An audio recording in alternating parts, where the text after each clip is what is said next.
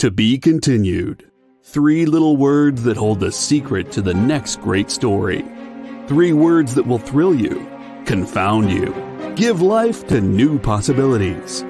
Every variation of To Be Continued is a promise of adventure, a promise of excitement, a promise of unseen wonders and unexplored worlds.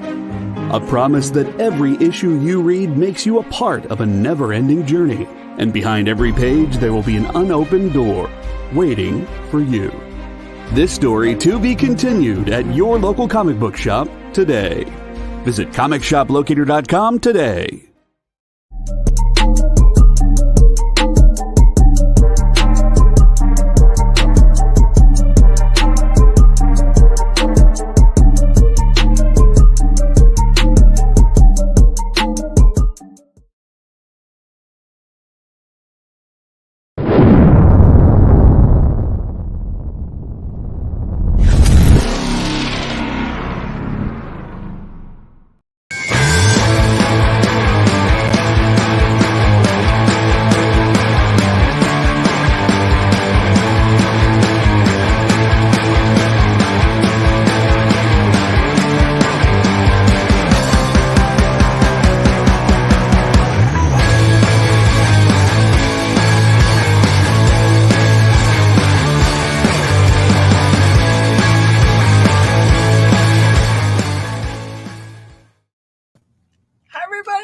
Welcome to Minute to Skim It. I love how over your shoulder every week it says location. Location. We are filming for what in the world location is about. I'm sure you kind of wondered. Look, hey. We're a broadcast location. We have a giant sign on the outside of our store too. So yeah.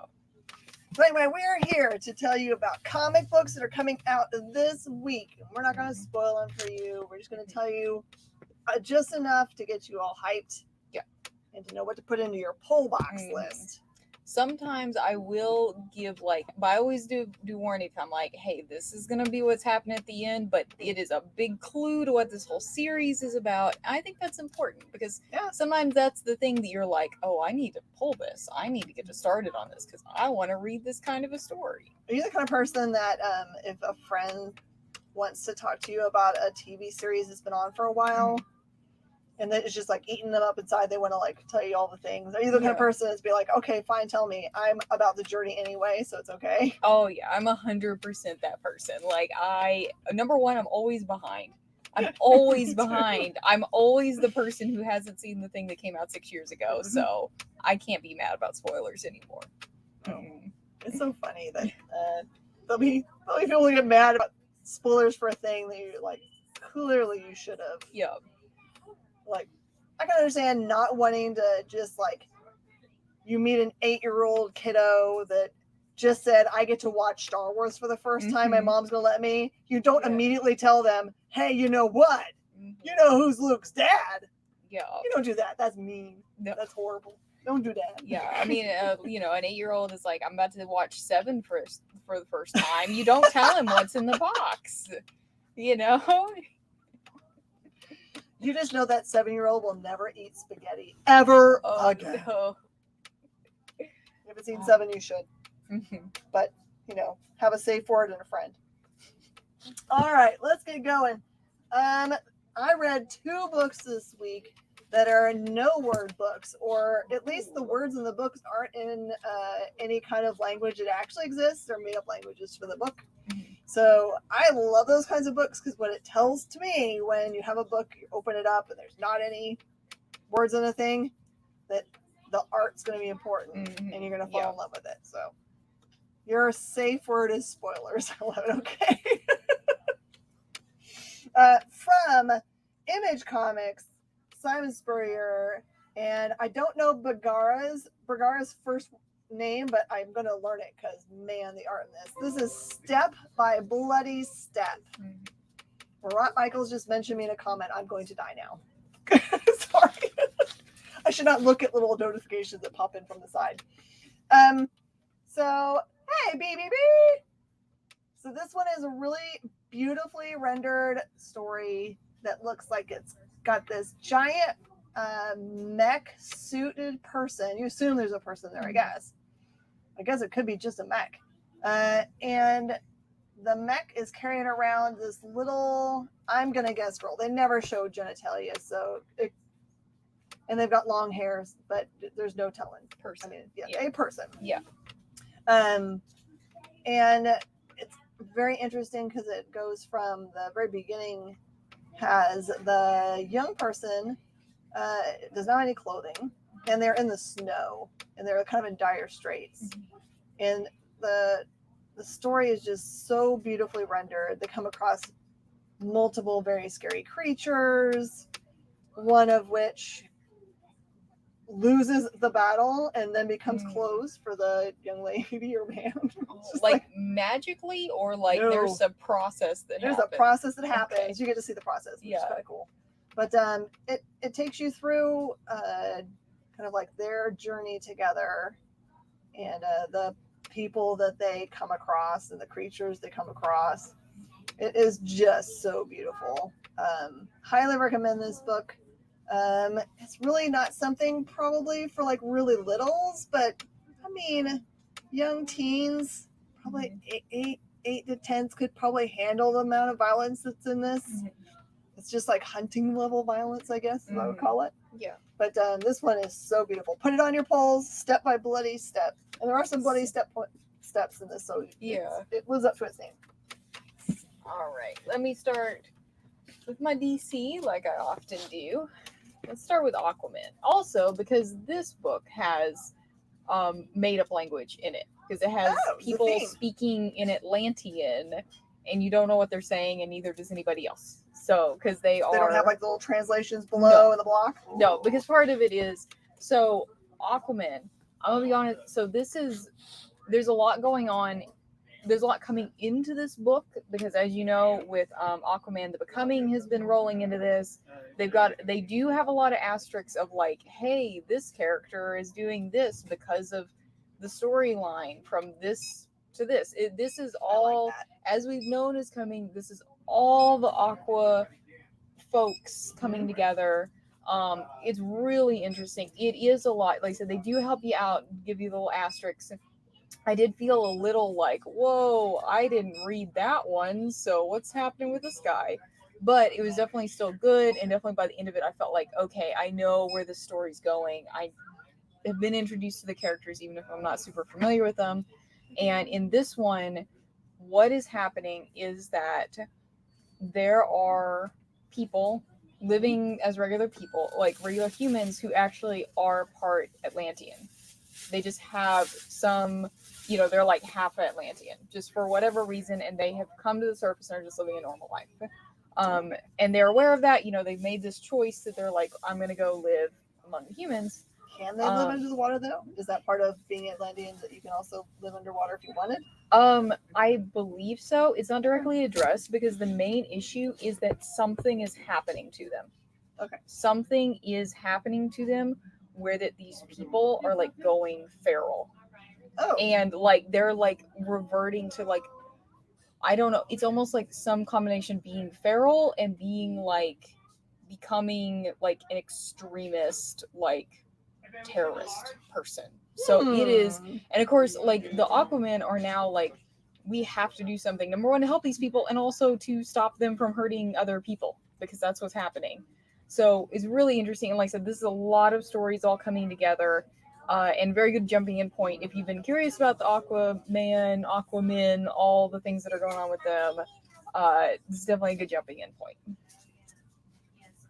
If you were from Atlantis and you'd move to the surface too, Atlantis doesn't have Taco Bell. Oh my goodness, no wonder there's so many of them. Fun fact, I told my husband when we were first married, and you know how you are, like you give undying love to your spouse. And I said, I will move to anywhere that you want to live as long as it has a Taco Bell and a Walmart. That's love right there. If you're willing to have nothing else but Taco Bell and Walmart to survive on, and your love. It still stands. I'd still do that. Yeah. Honestly.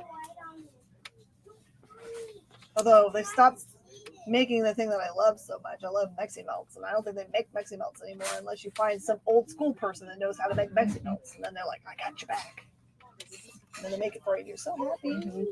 All right. This is Emo Girl. No matter how many copies your LCS ordered of this, they did not order enough because it's all kinds of amazing. I should have known from the pitch. This one is called, the company is called Black something comics. It's so light. Look. Black something. See if you can make magic out of that. Black Tooth. Black Tooth comics. There's a whole bunch of comic book companies that have recently popped up that are black something, which is kind of funny to me. They're like, what can we do? We want to be close to the A's. Yeah. What can we come up with? So Emo Girl is about this young lady who, at the beginning of the book, she is literally sitting across the glass as they're discussing what's going on while he is in prison. So the discussion involves a little bit of talk about whether there were homeless people actually killed or not. And this is her dad, right? Yeah. Her dad is across the glass, yes. And so he's kind of telling her to go off and do her own thing and don't come to the prison. Don't poke bears, basically, because whatever is the reason for him ending up here, I guess she was also involved, but because she's young, they kind of push it off. So the rest of the parts of this book are her going to school. She goes to high school. And there's interactions that are key there, and going to go see her counselor, therapist counselor. And she's very upfront about the fact that vampires exist and that she has killed them. And of course the therapist is like, okay, well, whatever. But the art is so good and so different in this book. The cover is a pretty good representation of what the art is like inside. It was not what I was expecting. Nice darks. And I have a feeling that this is going to be the sought after small print book this week. Although there's lots of other ones that I personally love. Hey, but Emo Girl, put it on your list so you can tell your LCS tonight. Please pull one for me. And which I got to read. They sent a little sample, not like an ash can, but a retailer read this, and it definitely is not what I expected from it, from a comic called Emo Girl. So yeah, probably a lot of people underordered on that one. That's kind of my guess. It sounds like every girlfriend you had in high school. You're triggered. You're triggered. Okay.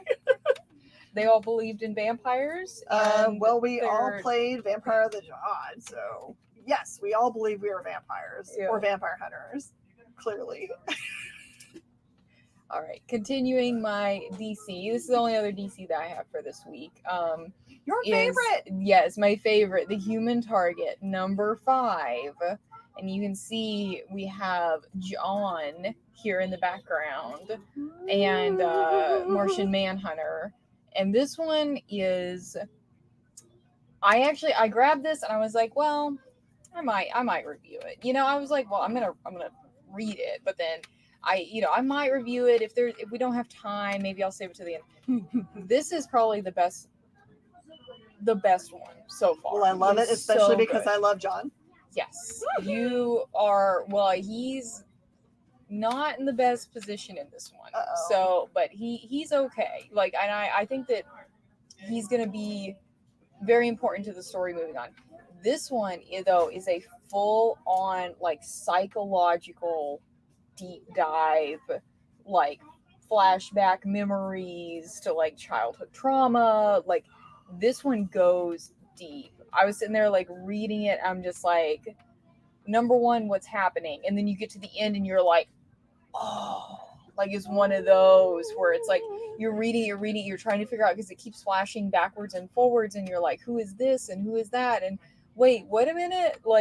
And then you get to the very last page. I'm not going to spoil it. And you are just oh, that's what was going on this whole time, you know. Oh, from issue 1, it goes back and addresses, or just the stuff that it's talking about in this issue. No, it goes all the way back to like character deep dive history that we don't know yet. So it's almost like it's non-linear storytelling is what's happening in here, which I love that, and it's very, very well done. Tom King is just having a field day in that series. He's a master. Awesome. He's a master at writing. Yes. All right. Berserker number 7. My favorite future John Wick, Keanu Reeves platforms.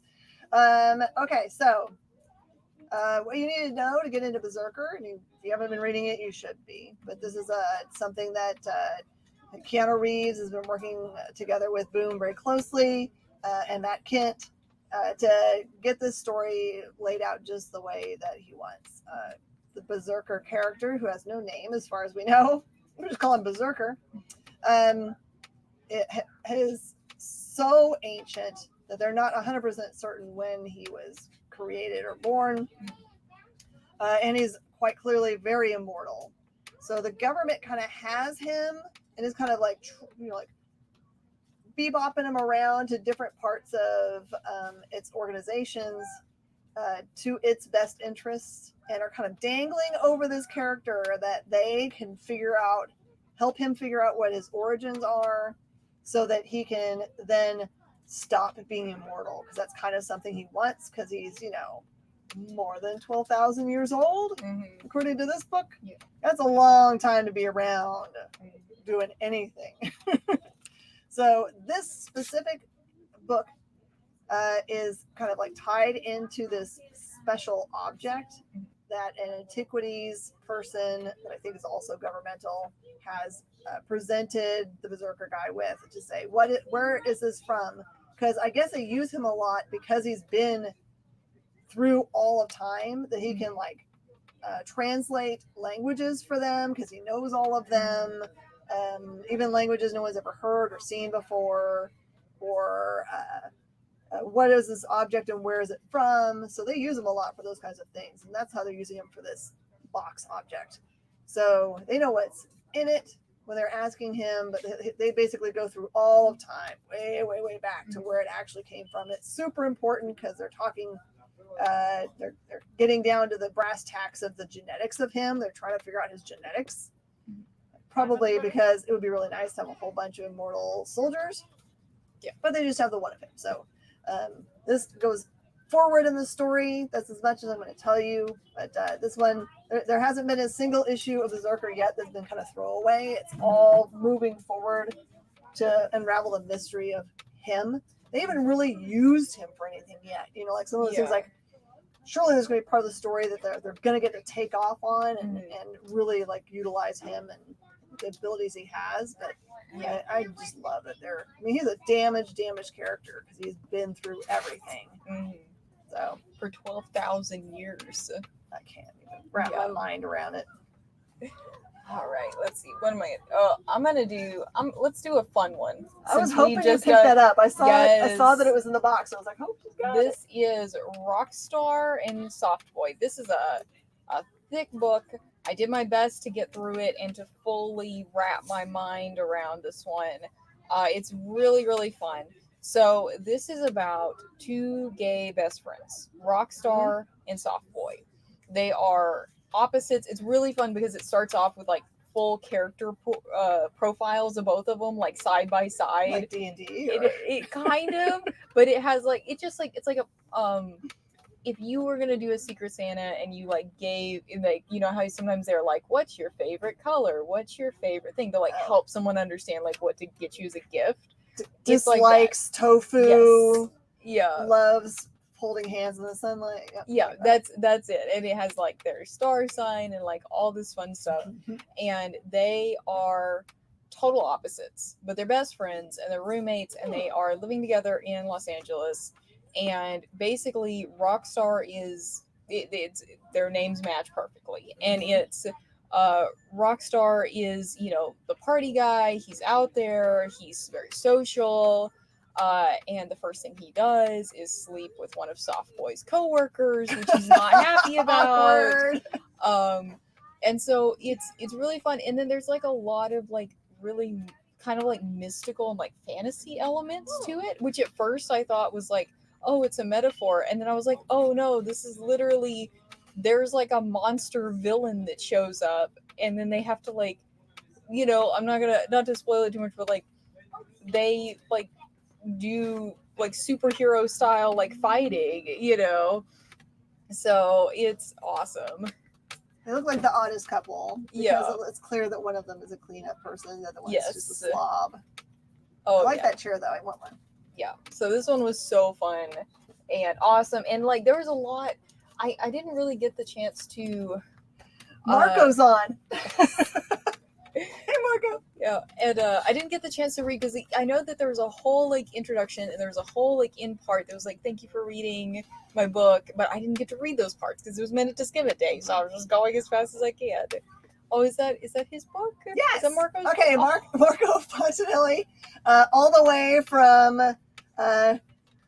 far, far away in Italy, popped on, and I know what time it is right now. It's like 1 a.m. or something, Marco. Oh my word! I'm so glad that you're here. So Marco did art, writing, and everything else for King Jira. Hungry Like a Monster, which is exactly what this book is about. It is so darling. The art is killer. It's all like this detailed all the way through the book. I do enjoy that there are some pages where it's a lot of black and white, and then the action is all in bright colors. It's so And good. every single page that has like buildings in it, the buildings are super detailed. And it's Marco told me that he can do a page a day with this much detail, so that makes me even more impressed. This is the other book this week that has no words except for maybe words that are not in English. This is the guy I interviewed yesterday, and he's on, so you can say hi to Marco right now. Well, I don't know if they can see each other because it looks like Marco's on YouTube and Adam's on Facebook. So that's what you're not seeing. There we so go. Marco's over on the YouTube link, so you can see him from there. So if you have any questions for Marco, now's the time. This is a single shot, so you don't have to worry about missing anything else. Although, because like it says, grab me, I'm a one-shot story. And it's a really thick book. Like I said, there's no words to it. I will tell you what the theme, mood, and tone of this is. It is a very hungry kaiju in King Jira, who is just super angry. Everyone else is trying to figure out how to destroy him, but he really just wants food. He specifically wants pizza. Oh, I feel you, King Jiro. Oh, I want to read this one so bad. I didn't get to read it. Yeah. So Marco, my favorite character is the main military man. I love his look.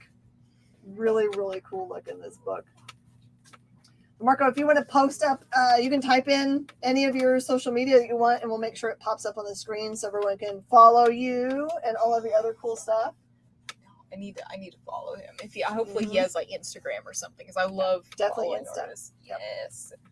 All right. Let's see. What am I gonna do next? Oh, let's do Saga. Let's talk about Saga.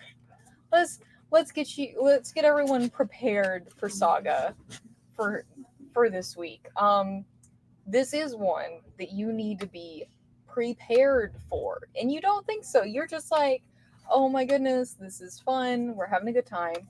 And actually, it was interesting because I will say, I thought there was a printing error at first. Oh. But I think it was also because I was like reading very quickly. It's not. What I realized is that they are kind of, I believe that Fiona Staples was kind of like experimenting with having part of the image in focus. But at first I was like, oh, it's blurry. Why is it blurry? You know, but anyway, so just so that everybody, if you're picking it up and having that thought as well, it's just she's experimenting with the art style, which is awesome, but I didn't pick up on it at first, which is not surprising. But so in this one, at the end of the last one, they were arriving at a giant skull floating in space. And in this one, they go inside and they get to meet the inhabitants in there. I'm not going to talk about it too much, but they are, as you know from the first one, they're the first one of the them rebooting the series is they are trying to make their way, but they are not able to have a legitimate business. That's the big thing, is that the main character, oh my goodness, I can't remember, I believe I'm reading her name right now, but Alana right now, I believe her name's Alana, right? The main character? I'm bad at names. I know. Especially Anyway, comic book people's names. she has these 2 children that she's looking after, and she really wants to make a legitimate living, but it's difficult for various reasons they explain. And so she is kind of doing sketchy stuff on the side and everything. And in this one, she is offered an opportunity that seems maybe too good to be true. It's still kind of sketchy, but I will say that this one, the end of this comic, Brian K. Vaughan writes a short apology after it and says that he wrote this comic in 2020 when things were really dark, and that's why the ending of this comic is so dark. So anytime a comic writer apologizes for what they've made you read, I mean, it is classic Saga. You expect it, but it's still just, I wasn't ready. I sat there like just shocked at the end of this, but it's no worse than we've seen before from that comic.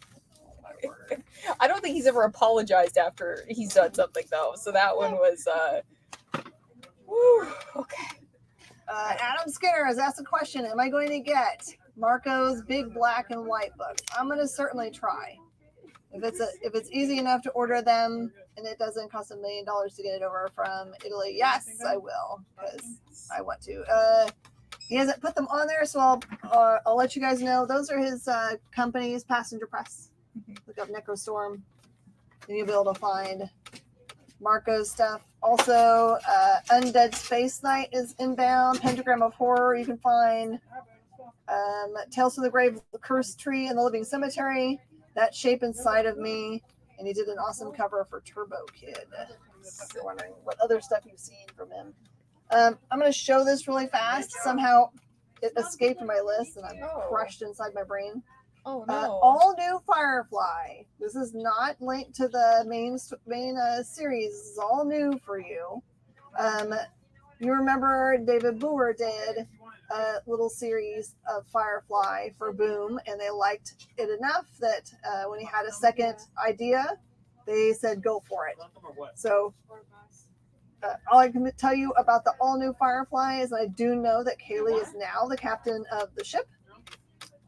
And this one digs a little bit into Jane Cobb's background for you. So don't miss all new Firefly. Your local shop might not know that if you had the old Firefly series that you're interested in this one. So just make sure you let them know. I think there might be a copy floating around somewhere if you didn't get that in your pile, because I thought I pulled one. So there might just be one in this vicinity where I was organizing the comics. Could be back on the table. I might not have picked it up. Yeah. Did you see BBB's question? Let's see. Did the ending feel bad for me? It made me have bad feelings in the way that bad things were happening. It did not make me feel bad as in like, oh, I can't believe they've done this. It's just like another one of those gut punch, like this is shocking moment from Saga, which is what we expect. So, Alright, let's see. What am I gonna do next? Is it my I'm just turn? coming up stuff. I don't know. I kind of like jumped the gun. Let's do the same one together. Oh, which one? Right there. Let's do Bolero. Oh, we both did Bolero. Yeah. Okay, I see. I'll let you go first. Okay, I'll fill in anything you don't say. All right, so Bolero. Did you get to read the first one of that one? Yes, that's when I Okay. fell in love with the series. So. Yes. So Bolero is, in the first one, we get to see and be introduced to the main character, who is pining away because of her ex-girlfriend, which is just very difficult for her. She's struggling just to get through and everything, and everything in her life is kind of falling apart. And all of a sudden, she is presented with this opportunity where that she can go through portals but she can only jump, what's the number, 55 times or something like that? It's like 54, some very odd number. Yeah, it's a very specific number. She can only go through the portals, and every time she goes through the portal, it's like a different world. And that's what we get in this one, is we get her jumping in, and it's like she jumps in to like a version of herself in this alternate universe. Right. They don't look all the same. They may not be same gendered. Yeah. So she is like, obviously she's going into this opportunity kind of already mentally not in a stable state.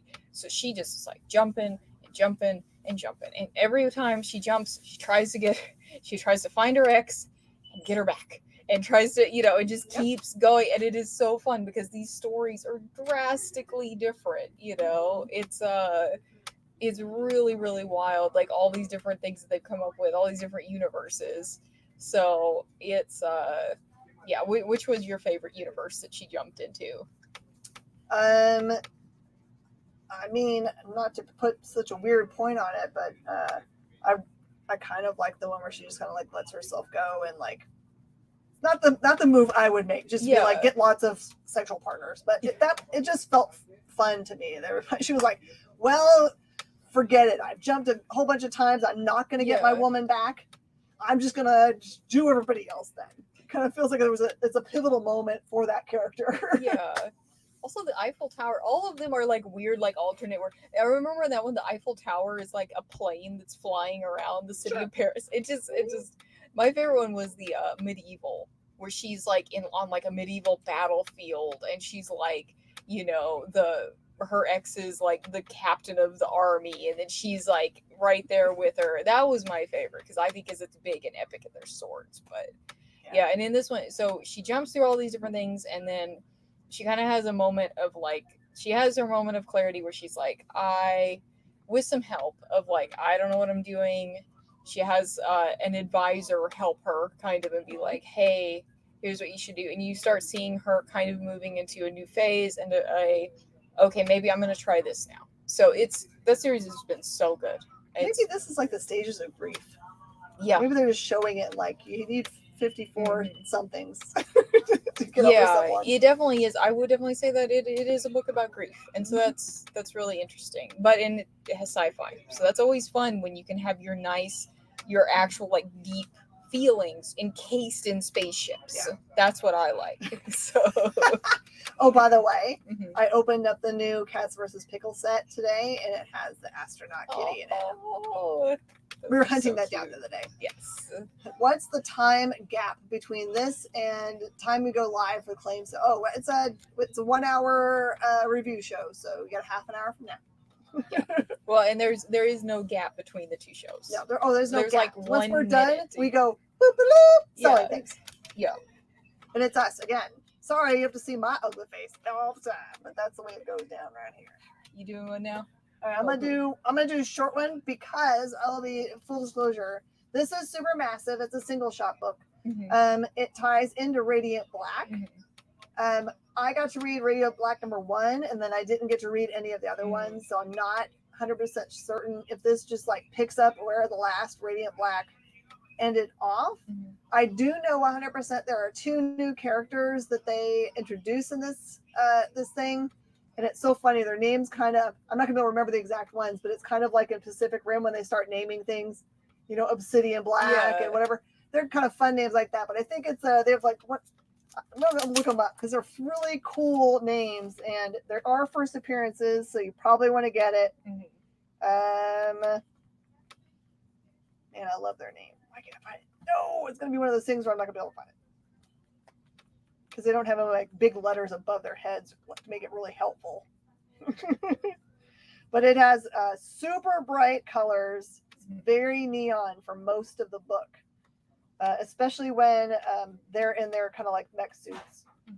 If you want to know what it kind of feels like for mood and tone for a book, if you like Power Rangers and you want to have another book that has that kind of team dynamic, then this is a really good series, Radiant Black, and then this Supermassive book. So, and now Supermassive Black Hole is stuck in your head, of course. Yeah, of course. It was all part of my nefarious plan. Alrighty, let's see, what am I? Okay, I'm gonna do the quad. So this is quad number 2. I didn't list it as that when I sent off my titles to Kyle to put up there. But I do think that if you say you want the quad series, they are numbering these because these are all one shots that are existing in the same universe. So that's why I called it quad. Ghostware, Exorcist, Trent. Also because Ghostware, Exorcist, Trent is a cool name, and he is for a cool robot guy. So You are Ghostware Exorcist Bean. yes. Oh man, I'm not as cool as this guy. So this whole series quad is all about so a huge solar flare has knocked out all of the electronics in the entire world. And then this is 4 generations later. So people have rebuilt. But actually, this one takes place in the only city that survived the solar flare because they were encased in a big dome. It's not really explained why. Houston, Texas. They were, I don't think it's like a huge city. It is now after 4 generations of them being completely isolated. But it's the city where everything is in balance because otherwise, like there's nothing coming in and nothing going out of the city. It's just a bubble.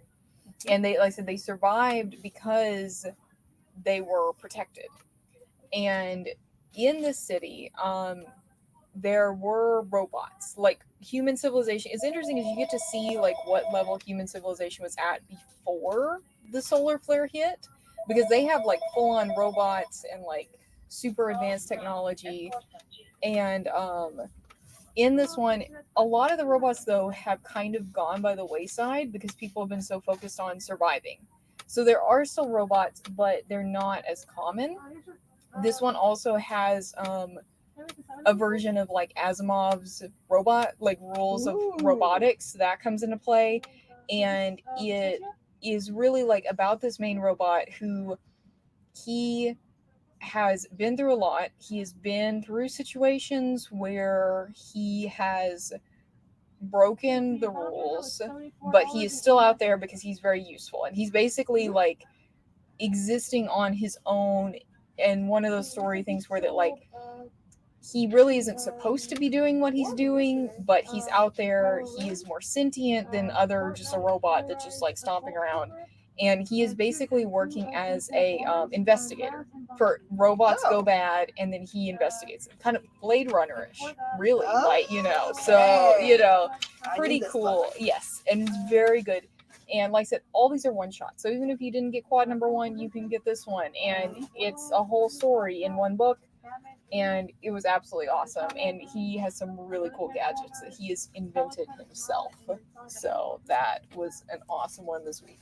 I like books that are like that, or universes that are like that, where they happen in dome cities or whatever, because they make them into, encapsulated episodes where nothing else can affect them. What's the happiest book coming out this week? It's a tough one, Adam, because I would call King Jira. Yeah, but he does destroy cities. So, but it's an all good fun because he wants pizza. So I would say that. He's doing what he does. Yeah, especially when they want pizza. I would say Rockstar and Soft Boy, but that one actually does have some like introspection and some like So if you just want fun, King Jira. Go King Jira. There's a book that's coming out for young folks that I did not get to read from Scout that is really, really cute. I'll show it to you later, Adam, because that one might be right up your alley if you just want to have something to just like, I just want to feel good and not have to be stressed out about robots or doorways I have to jump through or X's or we might be able to get you there. Okay, Carnage Forever, I thought was, Marvel's, for some reason, I should never doubt any of their books, even their little side series. It seemed like there's nothing really, why do I need this book? Oftentimes, those books have the little nuggets of stuff that make everything else make sense. So I just have learned I should just get all of it. This is Carnage Forever. I didn't know it before, but this leads directly into the new Carnage series that's launching, so you might need this one. Starts out kind of focused in on this little homeless girl who will tell you she's not homeless. She's just wants to draw. Mm-hmm. So she's sitting on the sidewalk and drawing with chalk when everyone talks to her. And, this one gentleman wants to kind of like protect her a little bit and says, be careful, don't go inside. She's sitting outside of this burnt out school or burnt out place. And so what's crazy is that there is something dangerous in there. And so she has people that she calls her parents, but I don't know if they really are or not. But they are not the nicest people in the world. But they get their come up in this book. But you get to see Carnage come out in a different way than you're used to seeing Carnage come out. And there's some big significant change that happens for the symbiote itself. So this would be important to have if you want to know what's going on for the new series. So Carnage Forever, I believe it says number 1, but I think it's just a one shot because it says the very last page says, and next comes this. Nice. Alrighty, let's see. Oh, I'm gonna do this one. This one is Heavy Metal Drummer. I don't know why it's short. It's a short book. Look at it. Oh, it is. It's like a midget book. It's a stubby book. It's not an ash can. This is just a regular book that happens to be stubby. Hey, So, maybe they heard there's a paper shortage. So you know what? Yeah. We can make, if we just we can make for every this much, we every 10 books, we can make an extra book. Yeah. This one was confusing a little bit. This one is definitely really good for the art is awesome. It is also gross, but in a good way, like in a good gross way. Like and this definitely has a lot of like horror elements. I mean, you can see from the cover. And like I said, it was probably because I was reading really fast this week because I had a lot to get through and I came in late today.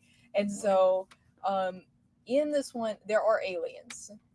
This is a book called Heavy Metal Drummer that has alien invasion in it. Does it have heavy metal or drumming? Yes. Okay. There is the character you see first is a heavy metal drummer. That is a character. So, and so you see him and then it goes through, if you really like cats, warning, a cat does get injured. It did make me kind of sad. Kitty's not okay. But then because an alien sort of takes it over in a pretty graphic way. So if you have I'm gonna have John Carpenter The Thing flashbacks. And it's very good. If you are if you even remotely like things where it's like crazy alien invasion, like invasion of the body snatcher stuff, this is a good one for you. You can probably fight through the fact that Kitty gets hurt in it, but like I said, so aliens are invading. You start seeing them like coming in and they're like plotting, and then at the end it seems like there's some other force that's going to be trying to combat them. Or I think that it's a force trying to fight for them. Either that or fight against them. Either that or it's like fighting for them. Like I said, it was a little confusing. I was reading fast today. So, but this one is maybe both.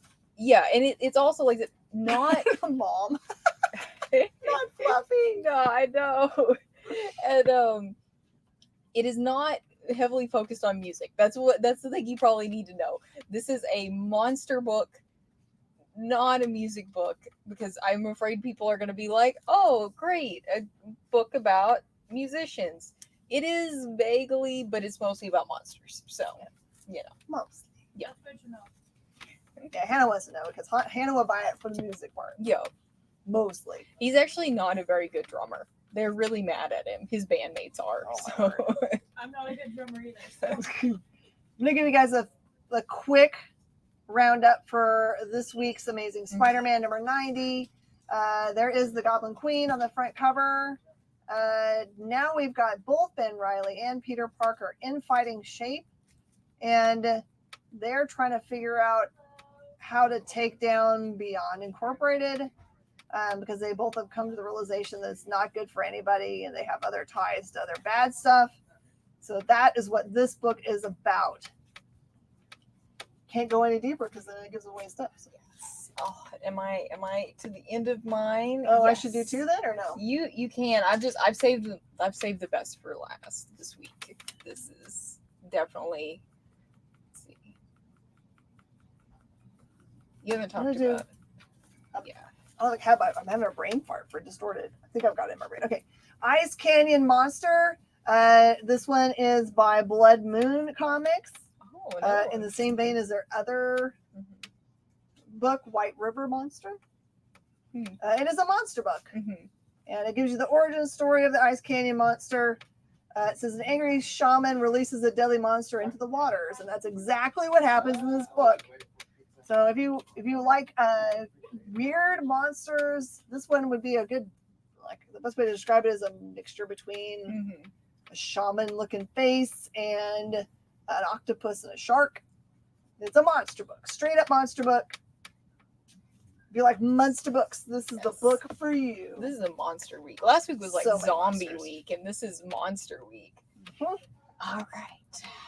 Let's Okay, talk about you, like, got your kung fu Heathen. going. Yes, because this book was phenomenal. Which honestly, Adam was asking earlier about a book to read. I'm not going to call this a feel-good book, but this is an epic book. Like, if you want to escape, empowerment book is what this is. Yeah, if you want to escape your life for a little bit and go live in a cool Viking world with, like, where, you know, people have to, like, fight the gods and stuff, this is one. I love the artwork. Artwork's beautiful. We are dropped into, like I said, it's like a Viking society, and it honestly, it has Pocahontas vibes in the beginning, because there's like the girl who's like, I'm not gonna do that. There's her, I'm not gonna do the things that I am expected to do. I've got my own quest. That there's this legend that there's a Valkyrie trapped on a mountaintop, and I am going to go free her. And that's like literally, like, she lays it out like, that's my quest. And she has her friend, who's possibly a little more than a friend, who's just like, you know what, I'm gonna stay at the village. I'm gonna just do my thing. I'm just gonna marry some old dude, like, wherever, whatever, you know, I'm gonna do my thing. That's why I'm saying it's Pocahontas vibes a little bit. Just remind me that one part. Let's see, who's doing this book? This is Vault. This is actually a new printing of this book. It has been around for a while, but to find a number one is very expensive and or impossible. This is currently in development with a very prominent female director. So they're making this so you have a chance to actually read the story before it actually shows up on the screen. See, I thought it was familiar. Yeah. I thought it looked familiar, but I was really excited because I was like, oh, did we get these in? Are these new? It's like, yeah. So this is new. This can be new to you guys too, as well as new to me. So I was happy to see that you had it on the board, because I knew that you hadn't read the series before. Yeah. It's one of my favorites. Yep. Hannah loves it. Yes. Yep. And it has so good. everybody that I know that reads it Yeah. then becomes a super fan. And it kind of was one of those books that took its time coming out. So it took it had well, the art's beautiful. By the time people, you know, like if they bought, they were like, oh, issue number 3 is out. Even by that time, number 1's really difficult. All right, this is Distorted. It is at its heart a super ability book. I'm not going to call it superhero because we don't see anyone be doing anything heroic quite yet. But it's a very kind of quiet book so far, in that you see individual, like almost every page or every other page has a new kind of individual trying to fuss out their power. And they're kind of like interesting things, like being able to you know, transport things like tennis balls or whatever. You know that eventually, if they're going to end up with like a team, which hopefully they're going to get them together, because otherwise this is going to be a disparate book about lots of different people. But you know that these things that don't like they could possibly be important as powers are going to be. So and I'm sure because of the name, that's what's going to happen. So no, you can't claim now. All right, are we all done? Did we finish? Oh my goodness. Oh, I did want to show you guys something cool that's coming out this week to not miss. Scout has decided to go back into, like, there haven't been very many industry magazines for a long time, and there have not been any female industry magazines or female focused industry magazines for a long time. Yeah. This is from Scout Comics. This is the debut of their new magazine called The Sartorial Geek. It's starring our friend Kelly Sue DeConnick. This is the winter 2022, so it must be a quarterly magazine. And it has in here, these are the table of contents: fictional style icon Audrey Horne, an interview with Kelly Sue DeConnick, who is a Skrull. If you watch the movie real carefully, you'll know that's true. Except for that one time by Stephen Webb. Bewitching, a Sabrina Spellman cosplay tutorial, an excerpt from Stake Number 1, and quiz. Who's your style icon? Just like you would like to have from any really good magazine. That is so funny. Like, here you go. Fashion over comfort, or comfort over fashion. Here's your choices. Pain is beauty. Beauty is pain. Able to move while also looking so good. Fashion first. Closest thing to pajamas, please, or 50-50. So it's kind of fun quizzes like that where you can just quiz your friend. Yeah. And there you go. And also a podcast. I want to get to know her. She seems like she'd be a good friend. So anyway, support them in their support of us, the gals, and everybody else in the industry. I'm sure it's not just gals, but all right, everybody, we're going to wrap up the show tonight. Give you plenty of time to run over to your local comic shop or call them or send them an email or in a panic, go buy all that you can find off someone's website, whatever. Make sure you support a local business somewhere and buy comic books from them. They so appreciate it because they love it as much as you do. Otherwise, they wouldn't make a career out of it. And we wouldn't spend all our time reading them, clearly. Make sure you please subscribe to our show. It's super helpful, and share it out because the more people reading comic books, the more comic books can be made, the more successful the industry is, and it employs lots of very talented people. So let's keep it rolling. All right, everybody, thank you so much for joining us tonight. We'll see you next week for Minute to Skim It. Bye.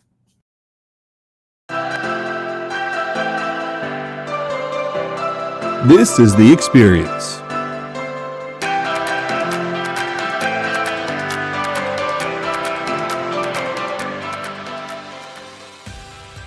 Good afternoon, everybody. Hey there, hi there, hello there. You're as welcome as can be. Hi, I'm Nancy McCann. Welcome to Friday Night Live on The Experience. Welcome, everybody. It's Fat Jack's Comic Crypt. Brendan, Al, Jason, hanging out. There I am. Welcome back to Kicking It with Henry, folks. I am your host, Henry Compa. It's great to be here with you guys. So we are going to talk about books that are in stores this week. Hi, everybody, and welcome to Mishmash. Hello, and welcome to the Black Comics Universe, presented by Peep Game Comics.